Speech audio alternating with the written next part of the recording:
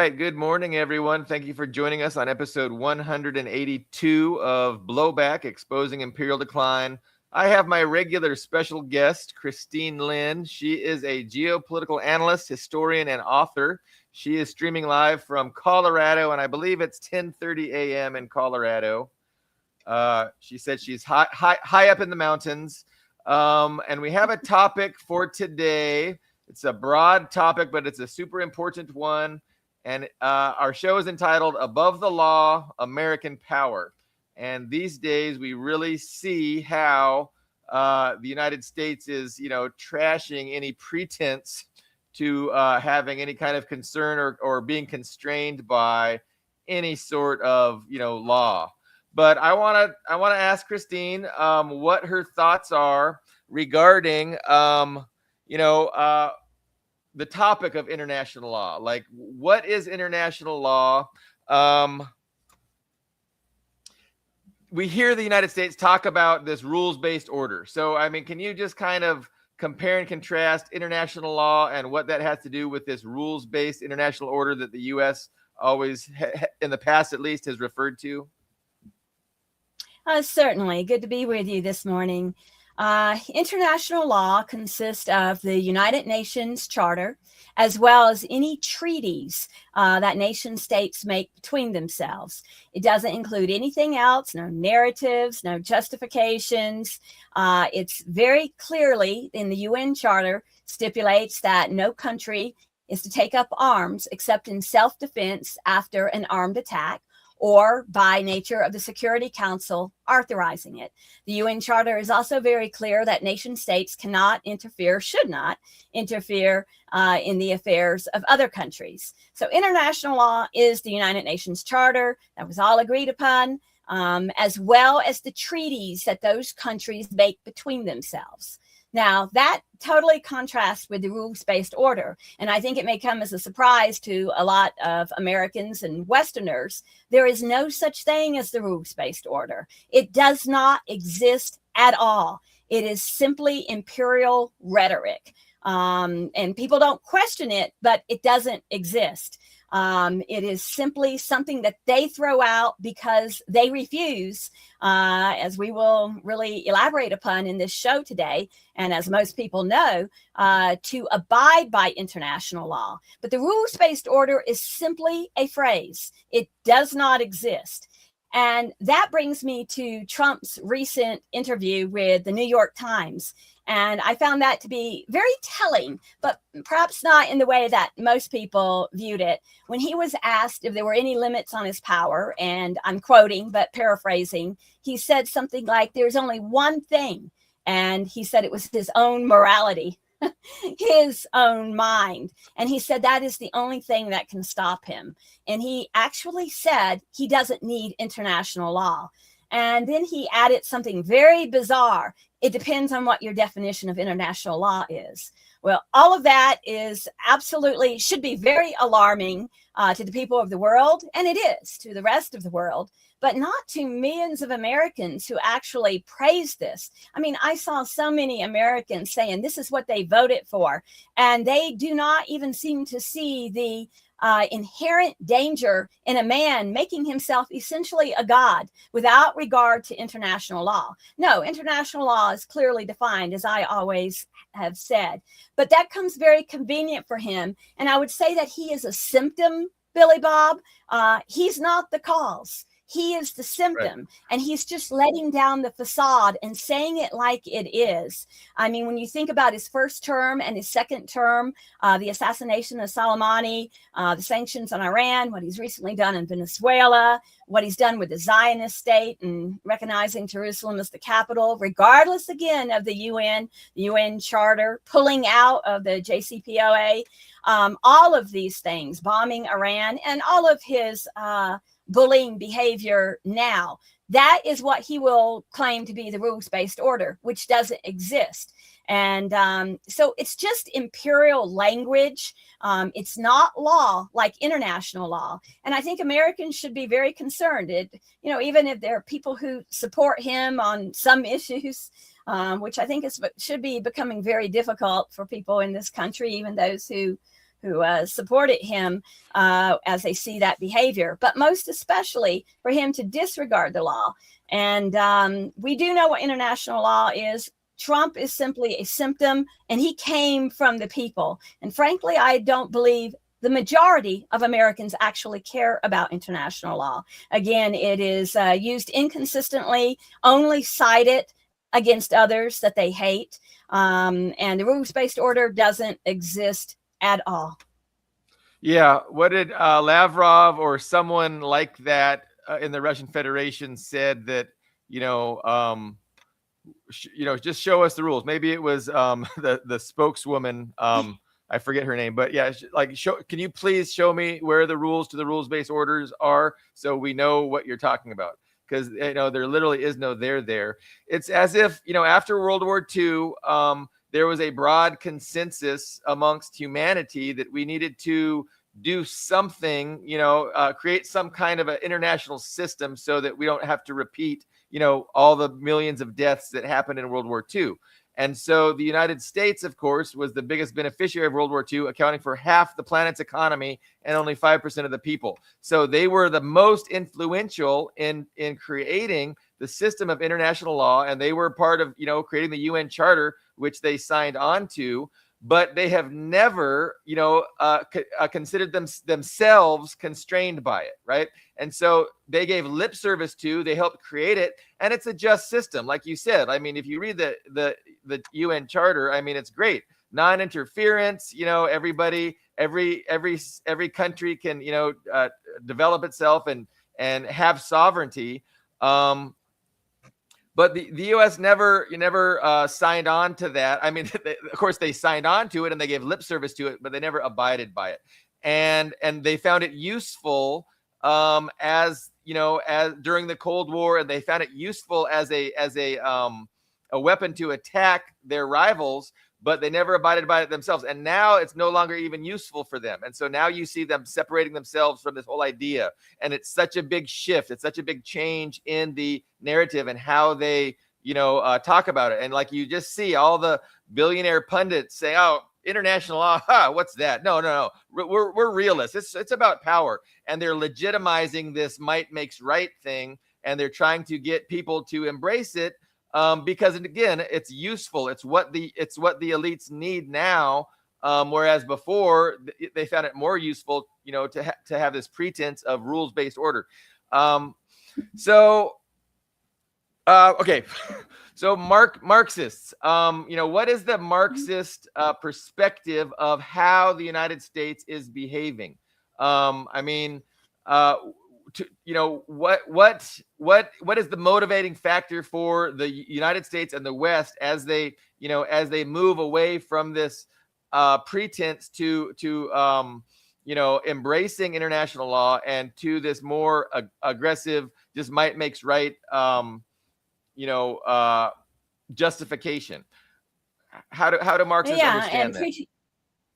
And pretense is the word. And you were referring to Maria Zakharova, you were talking about and her comments on it. And also even President Putin, I think it was just yesterday, used the exact same terminology we are about those nations that are operating as if might makes right. So, it's fully seen by the majority of the world. And that's something else Americans don't seem to understand. The majority of the world does understand and rejects the American behavior.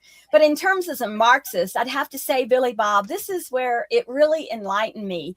Marx and Stalin helped me to understand something that for decades, in my rejection of U.S. imperialism, I would refer, and sometimes I still find myself doing so, but I have to stop myself and think about it. I used to think of the United States as a rogue state, exactly as we were discussing that it had the pretense of recognizing international law and caring about human rights, and that it was a rogue state. But in reading Marx and Stalin, I realized, no, it's not a rogue state at all. it is not operating outside of its actual values. Its economic base is what shapes its behavior. It's doing exactly what it was founded to do, because it is the highest stage of capitalism. And, in Stalin, he really communicated that if one ever begins to think that a hegemonic capitalist state is going to respect international law, then you don't really understand capitalism at all at that stage. And that is why they made their fake rules-based order. And when I say it goes back to its founding, and that's why it's not rogue, it's lying, of course, it's deceptive, but it is doing exactly what it was formed to do. And it reminds me of the U.S. Constitution when I contrast it. Everybody's read the Constitution probably multiple times in your life. But have you read, for example, read how China operates or how the Russian Federation operates? Now, the Russian Federation Constitution is just absolutely beautiful. And I would contrast that because in the United States Constitution, it's really making capital the priority, the protection of capital. Capital is sovereign as you read through it, and contracts, protection of property, commerce. That's what it's about. It's not protection for society, for labor, for social welfare. And it is so much different. And when you read the Russian Federation Constitution, for example, it talks about that it is a social state, just the opposite of how the United States is formed, and that the government is formed to create conditions, and I'm quoting right here, ensuring dignified life and free development of the individual. Now, you contrast that with the different articles and parts of the U.S. Constitution, which is really focused upon contract. It's focused upon capital. So, when we look at what Trump's doing right now, for example, he didn't make this system. This is the structure as it was originally formed, coming up to its, I would say, end. And as a result, we're also seeing the internecine fighting. And as Marxists, you should understand that in that, at that late stage, it doesn't take external factors to collapse such a nation state. It's very self from within, that internal collapsing. And so that's it really changed my look at it. The United States is doing exactly what it was made to do. And like other empires in the past, it will also collapse. But it's not an anomaly. It's not something that can be changed, frankly. It is operating exactly as it was made to do, because it does place capital above the individual, above social welfare. So you seem pessimistic that the idea of international law, or the system of international law, is going to be able to constrain the United States. What can we do to encourage the United States to turn away from its might make right approach and to constrain itself by international law? Like, how do we do that? Well, as individuals, we're always going to embrace the truth, and we're going to expose the lies and the corruption. But I would say there's still value, for example, in international law. And I'd say that this is something that I've thought about a lot. Why does Russia and China still invoke international law? And why do those of us who recognize the good of it still even discuss it when it seems to be pointless? It does not, as you said, restrain this hegemonic power. But what the value of it, and what all of us should share and understand about it, is that it records it for all time, for history. And it also exposes it. And it's something that I've thought about a lot, because I see, the Russian Federation frequently invokes international law. And I'm like, well, they're not going to do anything, but they're not set up to do anything. And the exposure part of that is good for the rest of the world. And that is why all of us should be speaking about it as a violation of international law.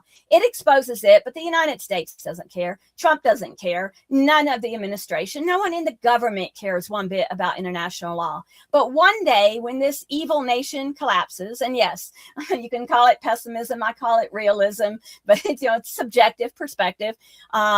I believe that then it's going to serve the purpose of the historical record. Right now, it does still have value because it does expose the hypocrisy to the rest of the world. And that is why I think, Putin continues to invoke it. They don't invoke it out of naivety. You got to understand that. They're not invoking it because they expect some idealistic change. None of us should think that. But it's part of, and as Marxists, we should understand this, looking at the world, it's part of the struggle. And so to combat it, I would also say that it helps other countries in the world to see those countries which are reliable.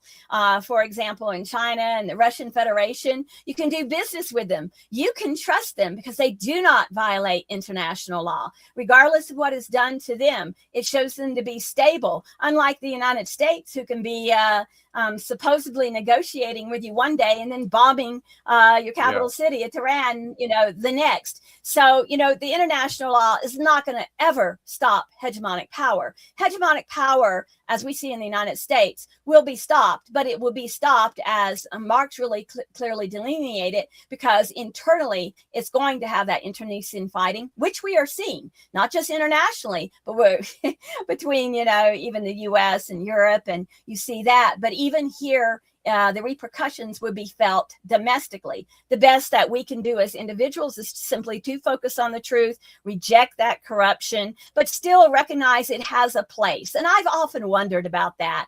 But, I've considered very much what Putin has said about it and the importance of it being maintained. It is right now the only thing we have. Although I have to say, I still have my personal thought that, perhaps the nations who do respect sovereignty and are doing much good trade may form their own, BRICS might form something that is such a perhaps true protective force to alleviate, to hopefully stop any type of conflicts between themselves. But in regards to the United States, no, it's never going to stop it. And there's nothing we can do about that. I remember very recently Mike Pompeo was giving an interview, and he was talking about how we really need to make sure that, when we document history, we change it and shape it to, to fit our narratives. And by our narratives, of course, he's talking about the ruling oligarchies' narratives, and specifically, not talking about the genocide in Gaza and things like that. So not really, there's not a lot of leverage that the world has, either militarily or economically, against the, the might makes right approach that the U.S. is taking now. No, I think there is leverage. And okay. I think that the differences between us as Westerners, and I know myself and probably a lot of our audience share it, we are used to thinking that when something evil is done, something we reject that is done personally, or in this case, internationally, geopolitically, that we kind of feel, and it's human, that we want to see a response, at best a response, not a reaction, but something that we can really tie this to this. And I know that I'm certainly guilty of looking at things that way. When I see something happen, well, what is going to be the response? But there is leverage. And I think the difference is our mindset. When you think about the Chinese and when you think about the Russians, they are very strategic. And yes, there is great leverage against the United States.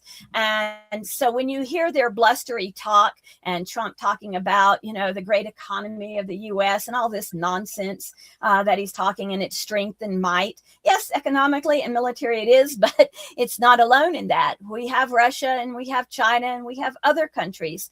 But the leverage, I would say that such nations who very much care about not seeing the escalation, are going to do that economically and are doing that economically. I would remind everyone, where China had recently put that curb, if you will, on certain types of elements and metals, in regards to who it would sell to if it was going to then sell to the U.S. to be used in, its EVs and its weaponry and that type of thing. And the U.S. really reacted strongly to that. One small thing, but what you're going to see is China and Russia doing this strategically to suddenly, for example, cut off, which they could hurt the United States badly, instantly. I mean, if a nation, but they're not this way, want it to really hurt and almost collapse or cause chaos in this country,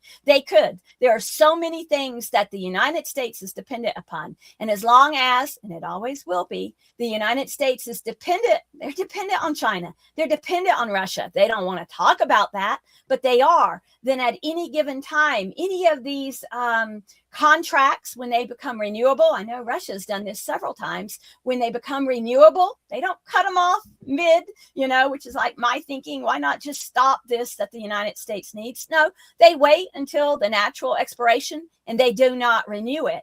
Now, when you look at this coordination, or let's say the combination of all of it, it's not done abruptly, but it's done slowly, systematically, and it is having the effect. It is undermining this hegemony at its foundation. I think the economic, instead of responding militarily, which of course it would, if it was an existential threat to, for example, the Russian Federation or China, but in this situation, they see it strategically best to do the economic, and they are doing it, actually. We see as the multipolar world is gaining more and more, want to join BRICS, for example, the United States dollar is losing its value. These countries are also deciding, because they see who the aggressor is, again, the value of international law, seeing who violates it, seeing who's dependable, is making countries worldwide deciding where they're going to put their assets, who they can be trusted, who they can actually trade with.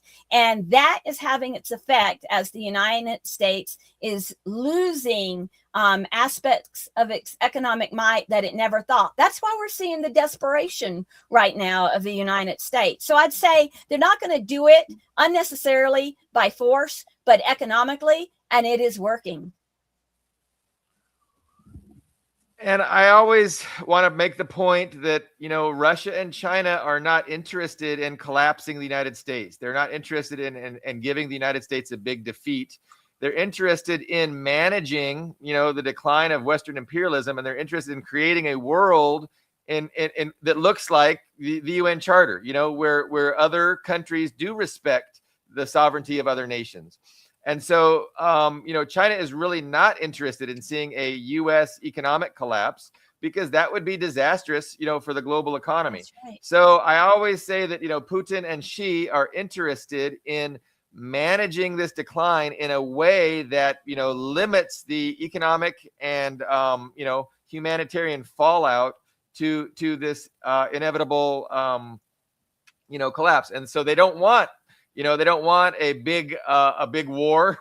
If we can avoid a war, let's avoid a war. They don't want to escalate. They want to de-escalate, and they want the U.S. to just behave rationally and normally and according to the UN Charter, like we talked about.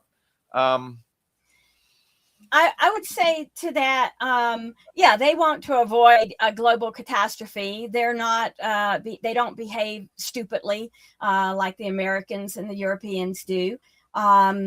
But it brought to mind when you were asking also in terms of what could restrain the United States, what could get the United States back, at least for some time, respecting international law. And I tell you, to me, in addition to whatever they do economically, there's only one thing that I've seen in history that has made some of these politicians in the United States ever start citing international law. And that is when Americans start coming back in body bags. And so if this administration, this country continues in its military excursions, interventions around the world, it's just a matter of time when that is going to happen. And it will, I do not believe ever unfortunately, yes, and you can call it pessimistic. I don't believe that the United States, under the way it's currently what we know of as the United States, is ever going to respect it because it's the right thing to do. But they will, quote, respect it and start invoking it themselves against other politicians. And that debate can start in the United States once Americans begin dying, the American military begins dying in these conflicts. I mean, think about, Iraq, Somalia, you think about the Vietnam. It's only then that you see some Americans start saying this is wrong and this is against international law, Then they will start invoking it, Billy Bob. And again, not because it's the right thing to do. They'll do the right thing, but for only self-interest. And at least that will be good. And that's the only time I think you're going to see a change in the United States, both economically and actually some of its military getting the repercussions of the evil and oppression they're inflicting upon others. And I think they know that, and I think they've kind of incorporated that truth, into their strategy, and that's why their strategy is reliant on proxies, and that's why, when they do engage in military things, Trump is very, very careful not to, allow body bags to come back, and so I'm not sure what happened in Venezuela, but I mean, if you're just looking at a successful military operation, I mean, that couldn't have been more successful from a strictly, a cold military strategy point of view. And then, again, it seems like, his whole plan against China is to weaponize the Philippines and Japan and South Korea, maybe, just like we've weaponized Ukraine and have them do all the dying against Russia. And so, to the extent that the Western oligarchy can get, other societies to sign up and do the dying on their behalf, which is just a shame. Like, it's a tragedy. It's a shame. And like, what is wrong with these societies agreeing to, be the imperialist cannon fodder?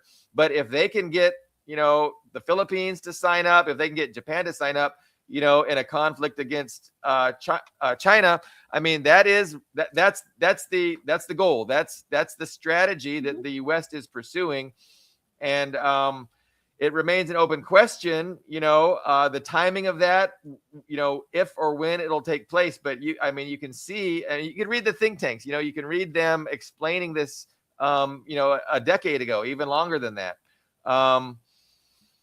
But yeah, I mean, the only thing that gets these oligarchs to behave is their own self-interest and not having any other options. And so it's a difficult task for Russia and China to organize, the battlefield and to put in place the pieces so that the U.S. is forced to behave. And I mean, that's what they're working on. That's what they've been working on. But, it's a struggle, and the West is really unrestrained. They're just not, constrained by anything, law, morality, like these things don't matter.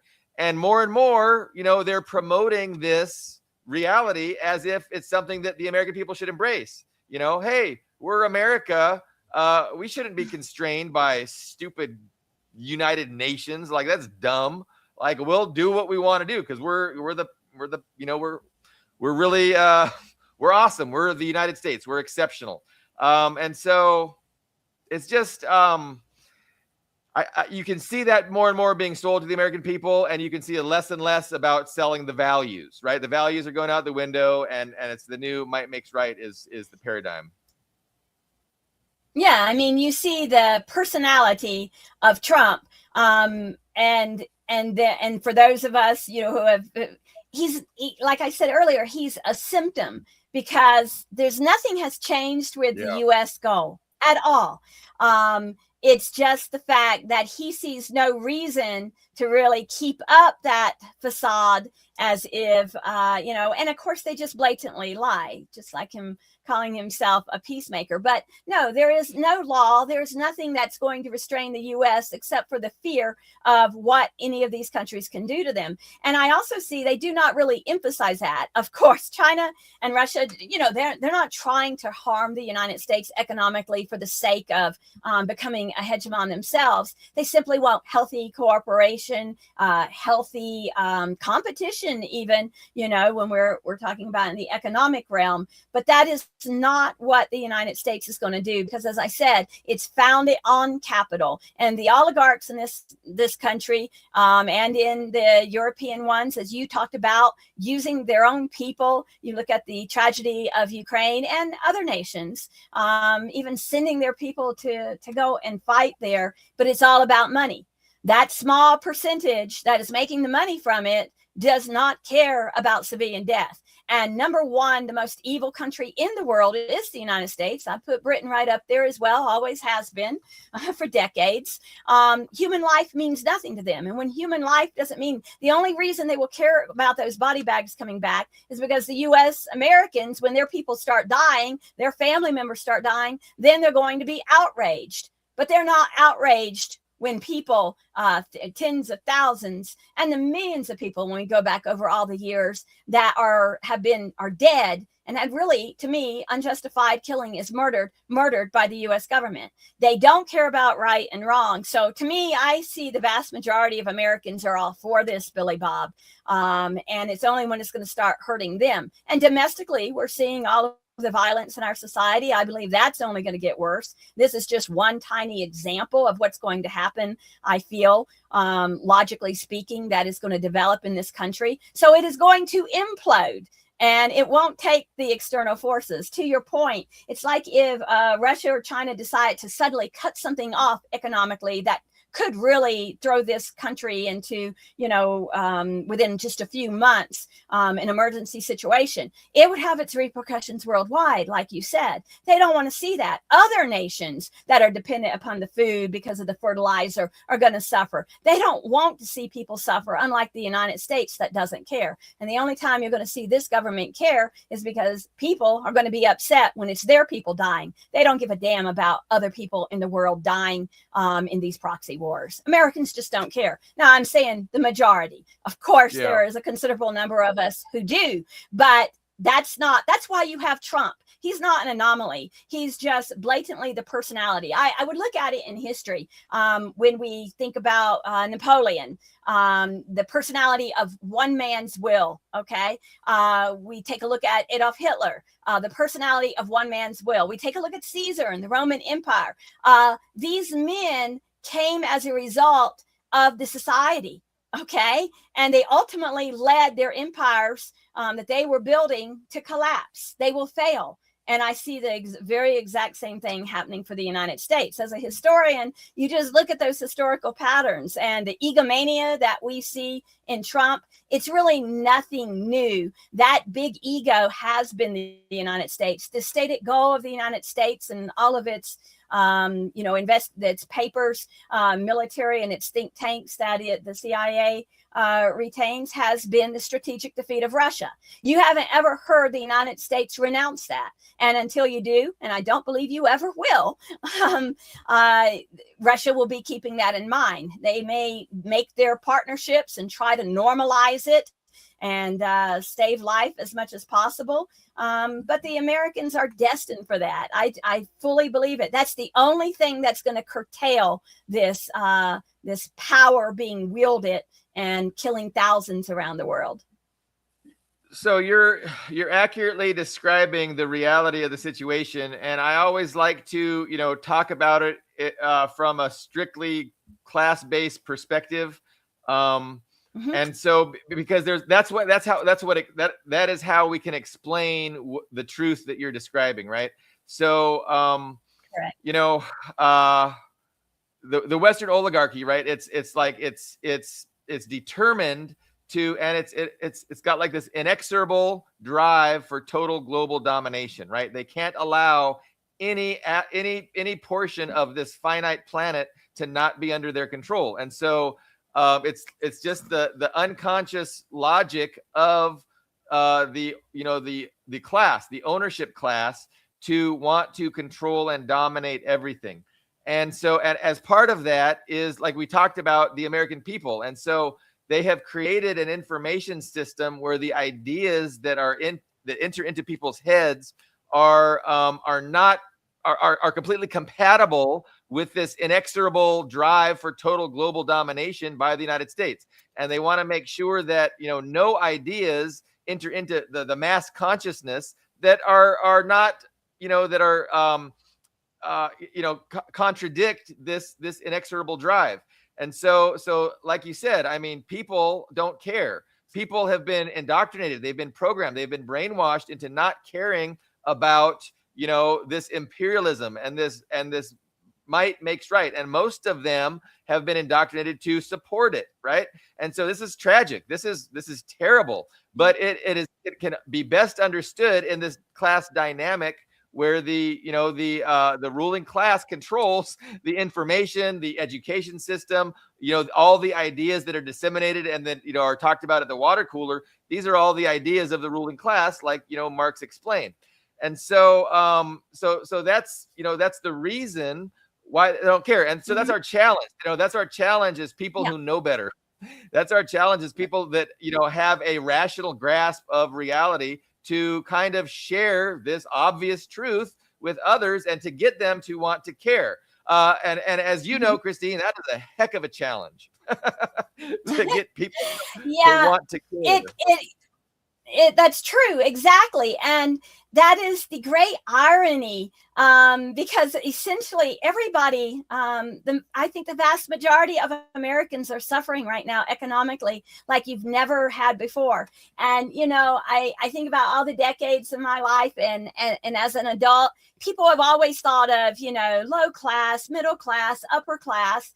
And all it is two classes. It's the ruling class and it's the rest of us now. And yet these people have been so propagandized, indoctrinated, as you well said, to honor and defend those who are exploiting them. And that is where you and I come in, and those like us, in order for when someone shows themselves receptive. You said something interesting the other day in your show with the ACP, and it just made me laugh when they were talking about how we share. And I think Jay was speaking about, how he tries to find something in common with the person that he's talking to get something in common, and then say, well, that's what we're about.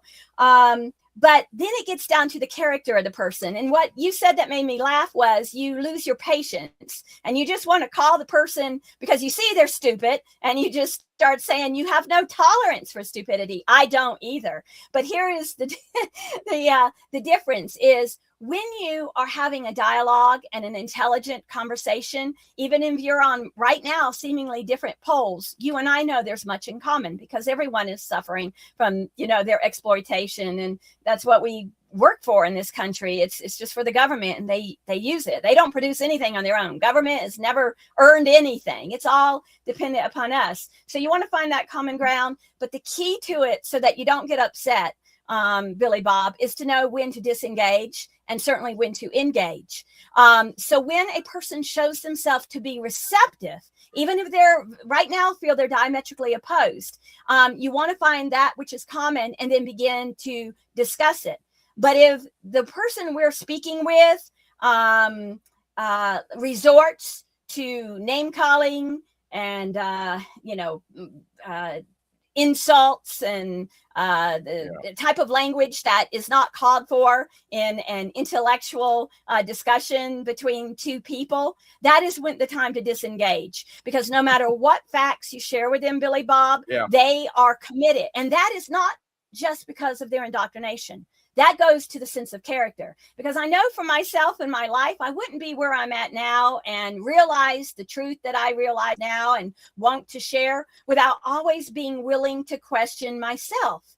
I want to share what is the truth and what I know at this time, but I also want to always be willing to question. And unless a person shows you that, there is no reason to continue, because it will get that righteous indignation inside of yourself, and you do not want to go to their level.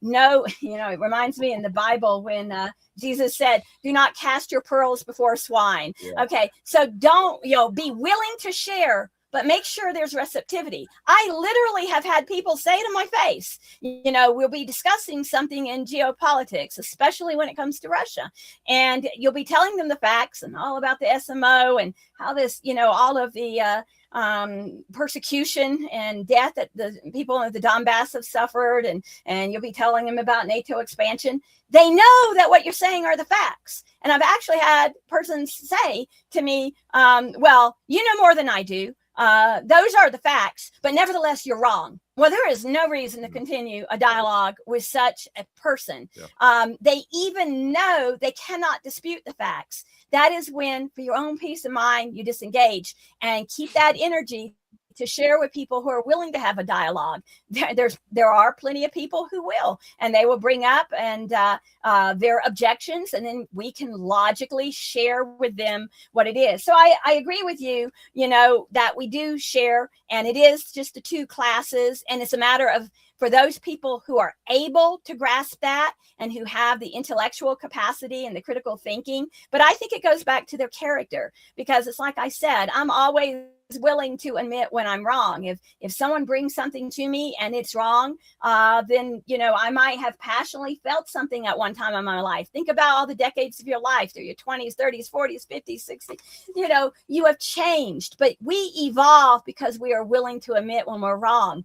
Not everyone's willing to do that. Those are not the people to continue to engage. You gave them an opportunity, but if they show themselves to be obstinately, because they equate their identity with all of those little American slogans. But for those who do have that critical thinking, that's where the good discussions, and that's where we can bring people on. And I think it is valuable. I don't look at it as valuable in terms of saving America. I couldn't care less about America now. I feel it must suffer the consequences of what it has done for decades. But I do care about individuals. And to the degree that an individual wakes, as you have, as I have, as so many of our listeners have, we want to share that, because it will improve your life. It will help you to understand and see much more clearly what's going on. You won't entangle yourself in this two-party system. You won't waste valuable resources of your time and your money into something that is completely meaningless.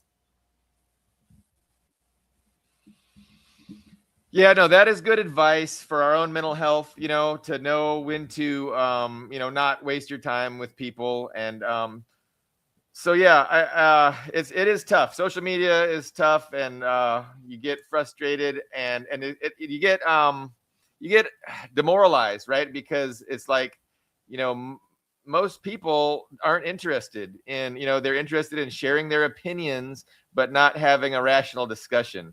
And then, when you try put forth the effort to have a rational discussion, it quickly becomes apparent these people don't even know what a rational discussion is, and yet they have these opinions, and they didn't arrive at those opinions through a thoughtful, rational way.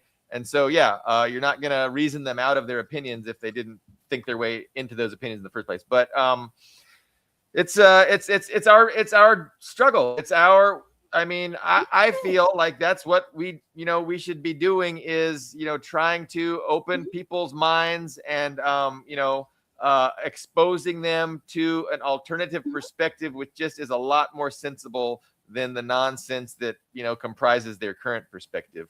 But how do you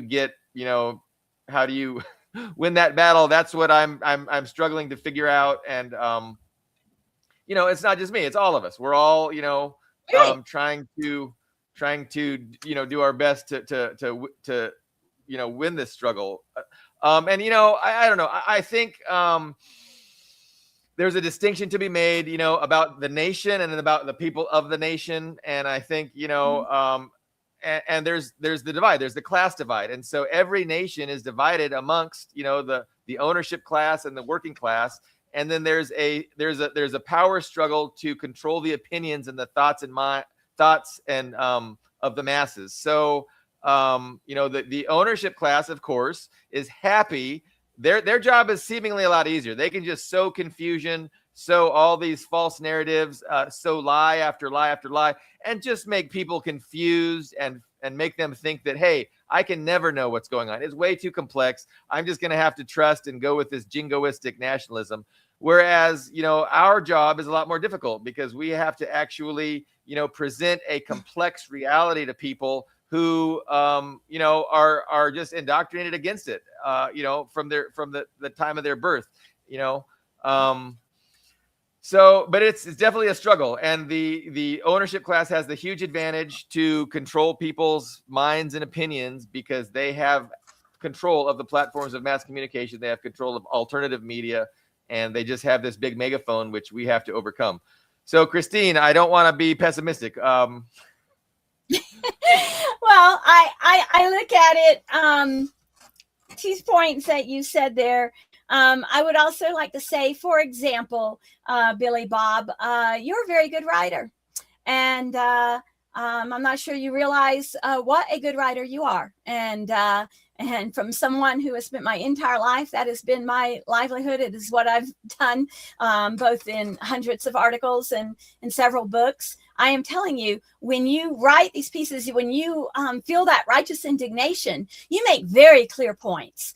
And when you post it into areas of, we'll say, of opposition, and you get that pushback, such as it is from these people, realize too, it's not a matter that you have to feel about winning or losing in regards to that person. They're irrelevant. If they've already decided the truth doesn't matter to them, instead of making truth the priority in their life, that doesn't matter. But what you have written, what you have communicated is being seen by hundreds of others.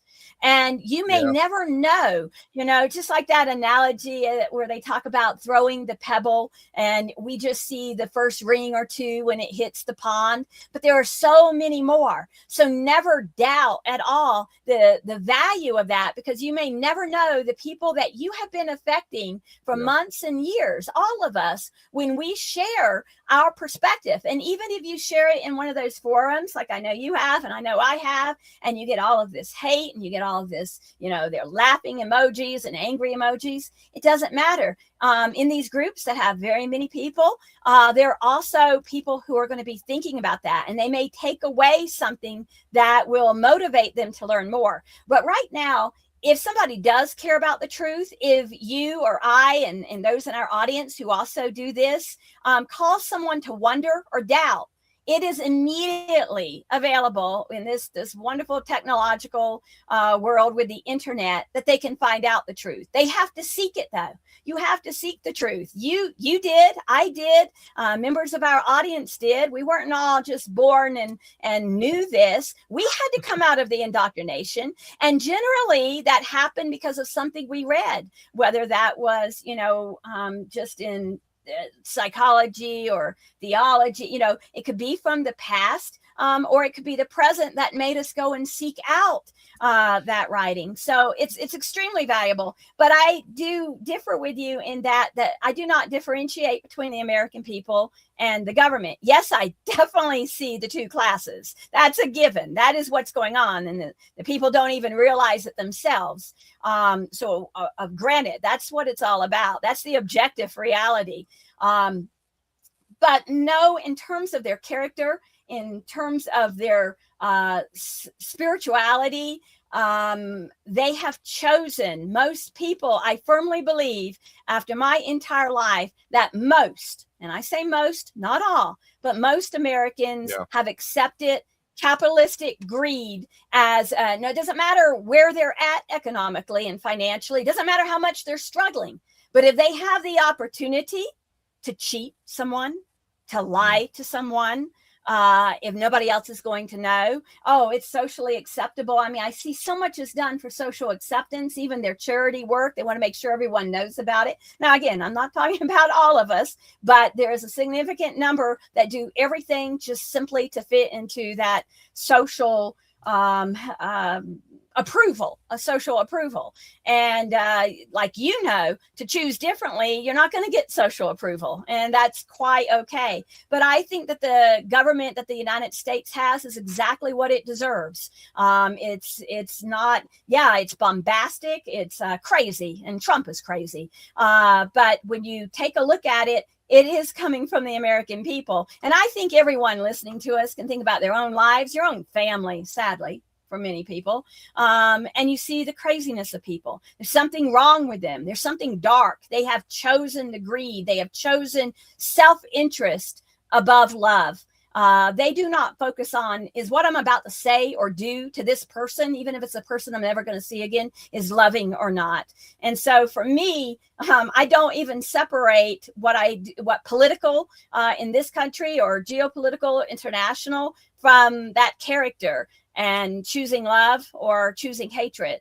And that's really what it gets down to. And most people, if given the opportunity, they will wield their power, little as it is, above those, whether it's their children, whether it's the people who work for them. There's something wrong with the American people. Frankly, I believe it goes back fundamentally. You brought all of these different people together. The Anglo-Saxons, I mean, look where we came from in terms of as a nation, not all of us, but the British. There's something fundamentally wrong. Doesn't mean that anyone can't choose differently, but that is what we're operating in, and it's a very dark morass. And no, I think that they're getting exactly what they deserve, and not that some of them, like you said, will vehemently oppose this administration, for example, but then they will want to choose another administration. They do not question the two-party system, and that is where you and I come in, for those very few who can think outside of that social box. But no, I don't see much hope for it until they start suffering, and they will, and it's going to increase terribly. So yeah, I'm not optimistic, and neither am I afraid of it, and neither am I would say, glad to see it happen. I think it's very sad for anyone to have to suffer. But that is what history has shown us. And spiritually, I think that's what's true. You will reap what you sow. And this country has sown so much oppression, death, suffering, starvation around the world. I believe that it's coming back now. And I think that's spiritual law. Spiritual judgment. Yeah. I wanted to just talk. I mean, you mentioned, Trump being a symptom, and I kind of want to point out and talk a little bit about how there's really no real opposition to Trump, and that fact kind of proves, the reality that it's not a two-party system; it's a one-party system that kind of choreographs like professional wrestling is choreographed. The back and forth. And so I don't know, it's just real obvious that the things that Trump is doing, like if there was a legitimate opposition, like the news media, the CNNs, the MSNBCs, all the pundits, like they would be raising hell if they were a legit opposition. But they're like quiet like little mice because they're happy with what he's doing. They want him to succeed. They're like, go Trump. Now they have the pretense of opposition still, and they'll give lip service to a very small degree. But I mean, if you contrast the opposition that you have now to the fake opposition when they were pretending they were concerned about him and they were pretending that he was Putin's puppet and that Russia got him elected and he was working for, like, remember that outrage? Like I lived through 3 years of Russiagate, and it was a total hoax. It was all fabricated. There was nothing there. And they were up in arms. I mean, you couldn't escape it. And nowadays, it's like there's really something to be angry about. Like something's really there, and the opposition is freaking quiet.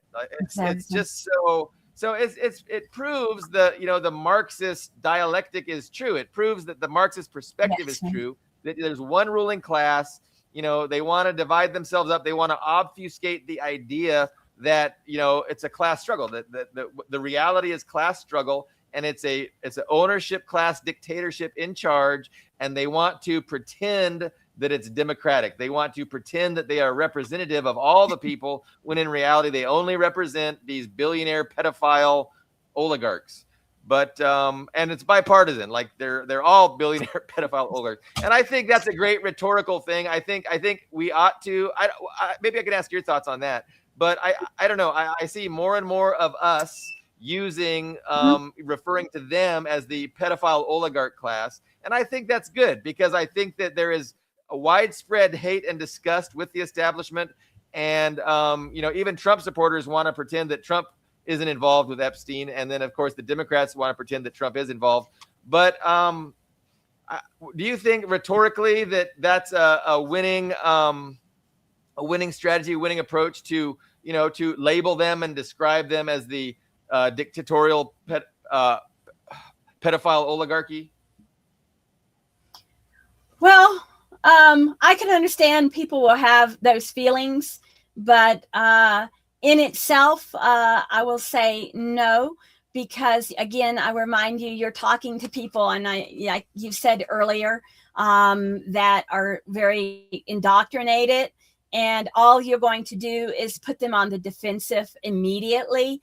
Let's say somebody is a Trump supporter, you're just going to immediately get into the name calling. They're not going to even think about the words that you're using. They're not going to examine it. It's not the way to perhaps make someone go, well, yeah, I never thought about it that way. Instead, you're going to get the reaction, and then you're going to get their ego and possibly one's own ego. And when two egos start battling, and even if it's just words on social media, much less in person, that's where you get all the, whatever. So why we get bar fights, you get two egos, and maybe one started out right, but then their ego gets invoked. So no, I don't see it as the best way. It can make sense when you're communicating with people who already understand, and then they're going to agree with you.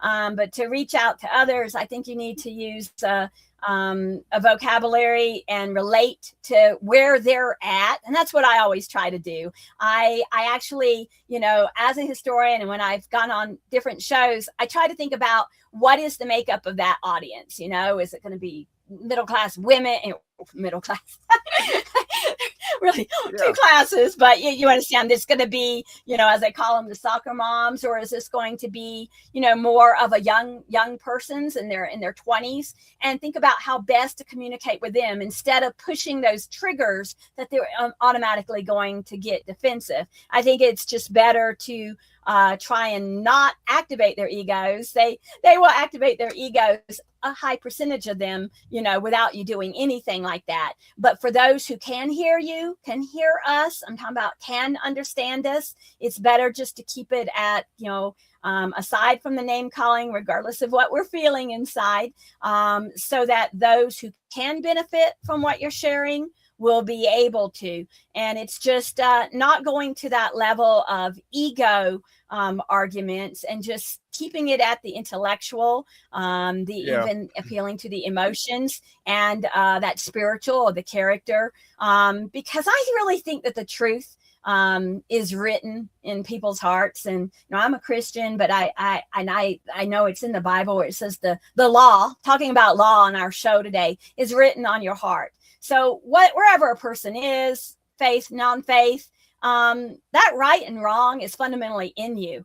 And that means everybody, unless you choose to cover it. And I just think, sadly, going back to what we said earlier, many Americans have decided they know inside what's right and wrong. They can hear what they're doing and murdering all these people on the boats out of Venezuela, and now abducting, kidnapping the president and his wife, and what they're doing with Greenland. People inside, if you really press them, and for some reason they were suddenly put on that spiritual judgment, and what you say is going to determine your future, and I'm saying this in a kind of hypothetical way, they would know what was right and wrong, but they don't have to do that. So they choose what's wrong because it pleases their collective ego of the United States. So, but you don't need to push people into that. Enough of them are going to go that way anyway. You want to keep your communication on a level that will reach those people who do have that critical thinking, and then they'll start to wonder about what they've accepted. I've met people who have told me it took them 50, 60. I've even had people in their 60s tell me for the first time, they are realizing, I've had several people tell me this, that everything they believed about the United States and this country, everything, they now question, because this was false, and I was lied to, and people are capable of that. those are the ones we can reach, Billy Bob. But keep it at that level, because whether you know it or not, you are reaching them and making them then seek more of the truth. So, like you said, like on social media, it's all very important. But I think the way that we do it can have a greater benefit if we try to abstain, and it's hard, I know, but to clamp down on the ego. The ego isn't who you really are. Your righteous indignation is definitely who you are, but choose your battles carefully and understand that there's a lot of other people who aren't engaging with you, but some of them are learning, even if the person you're talking to, as I said, is not. But yeah, and I just think that comes from the respect. You gain that respect, you gain that audience, and you have no idea of how much power that your words may be having. I'm looking at where we're going, and I really think that we're going into two trajectories. Okay. And I'm just thinking about the future, and I don't look at it as having one world. I feel we're going to have two distinct trajectories. I think that we're going to have the multipolar world, and corporation respecting sovereignty, and for those of us who remain in the truth, and we reject all this corruption, that is what we're going to embrace.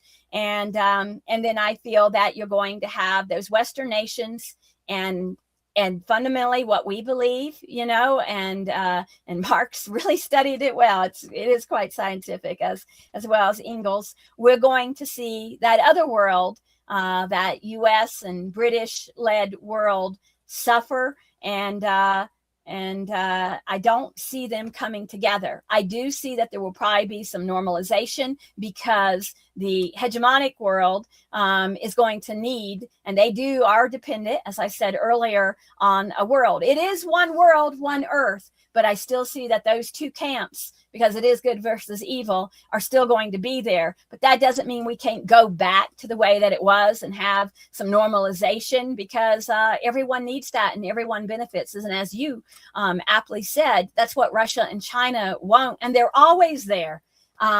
I was looking today, it may have been Lavrov speaking and Putin speaking. They're always ready for dialogue. They're always ready for that. But they are never going to trust the Americans again. No country in the world should ever trust the United States. But that doesn't mean to the degree you can control it, verify it, protect yourself, you can't have business relations with them. But that's all it is. There can be no partnership between good and evil. And fundamentally, the United States is evil. Not all of the people, but as a whole, as a country, it has done the most harm of any country in the world to others. And for that, it's going to pay. I just believe it. And I don't get any kind of glee at that. I just see it. It's the reality, and it has to happen. And then they'll come to their senses, not because it's the right thing to do, but because out of necessity, they need to relate well to these other countries. Yeah. How else do you describe, a power that is interested not in, developing humanity, not in benefiting humanity, not in progressing humanity, but in controlling everything and making sure that, the entire planet is controlled and being able to be exploited by a tiny minority of people? And I mean, that's their objective. That's their goal. That's the impetus behind their behavior. And yeah, so I mean, to me, that's evil, because evil is not wanting the best for everyone, not wanting to develop a system that works best for the majority of people, and instead trying to develop a system that is bad for most people, but it really, really, really is great for a handful of oligarchs. So I'm right there with you, and I agree on these terms, good versus evil. I know, talking about class, I know, there's so many ways to view, reality, and again, reality is very complex, right? Because I mean, you can't have a discussion describing the totality of everything. So you have to make shortcuts.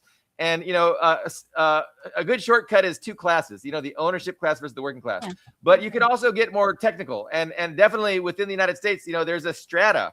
You've got the bourgeoisie, the petite bourgeoisie. You've got different factions within it. So I mean, you can really get complex. And I think Mao in China, he had an essay, and he described 5 different classes in China. From peasants to industrialists to people, artisans that produced their own work and sold it. So I mean, everything is a shortcut. Like, you have to conceive of reality and try and understand it, and then work to understand how best to change it for the good. You have to deal with shortcuts, but I think 2 classes is definitely an appropriate shortcut, because it helps people to understand that the dynamics of what is going on, where a few extremely wealthy people want the government to work for them, and often what they want to do is in the direct the opposite interest of what the masses would want to do. But it is tough, and I really appreciate your kind words about my writing. It is tough to I mean, it's easy to get demoralized. I mean, just dealing with our society, it is very easy to get demoralized, and I naturally am inclined to need constant affirmation. So I really do appreciate your kind words. And I'm convinced for the most part that what I say can be helpful. And again, that's the reason I spend my time on these podcasts, and I do spend my time writing things, because great folks like yourself have convinced me that I have something to say.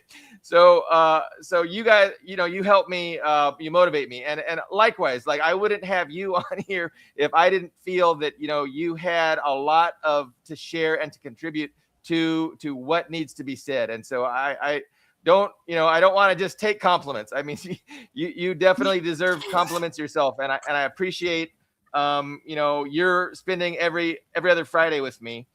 So we have been going a little over an hour, but I think it's been a good discussion.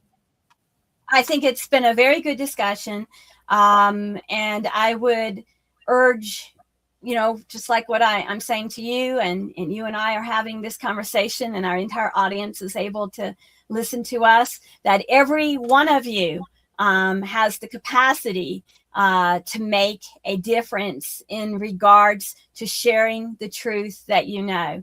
So do not hold back. Do not try to evaluate it by the tiny reactions and things that you see.